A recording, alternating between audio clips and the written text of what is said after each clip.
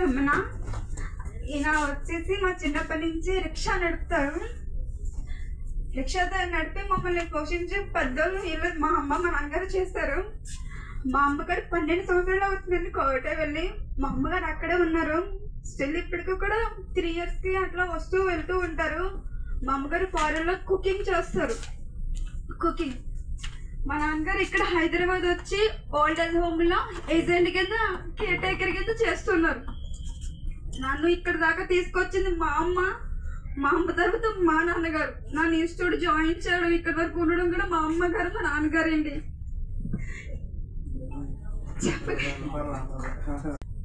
Sir దాంట్లో 1 week movie చేస్తున్న తర్వాత ఇండస్ట్రీలో ముందుకెలా ఎలా వెళ్ళాలి, మంచిదో చెడదో ప్రతిదీ నాకు చెప్పింది నా ఫ్రెండ్ శశి స్టాండప్. ఒకసారి శశి ఇక్కడికి వస్తారు.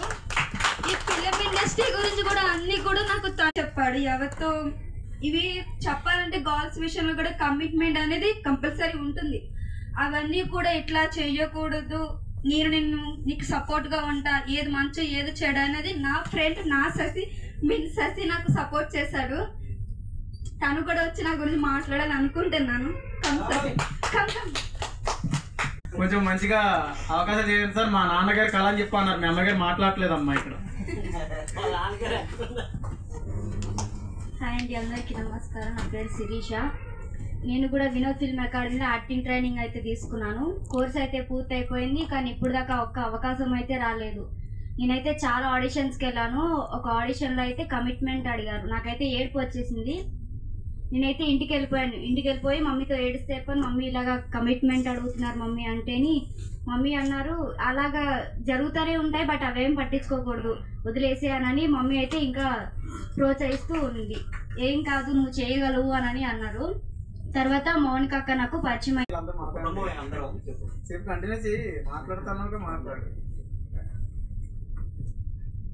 మౌనిక అక్క వల్ల అయితే నాకు సార్ పరిచయం అయ్యారు. ఇప్పుడు వరకు నాకు ఒక్క అవకాశం కూడా రాలేదు. దానివల్ల నేను చాలా బాధపడ్డాను. అనవసరంగా మనీ వేస్ట్ అయింది అని అనుకున్నాను. బట్ మౌనిక అక్క వల్ల సార్ పరిచయం అయ్యారు.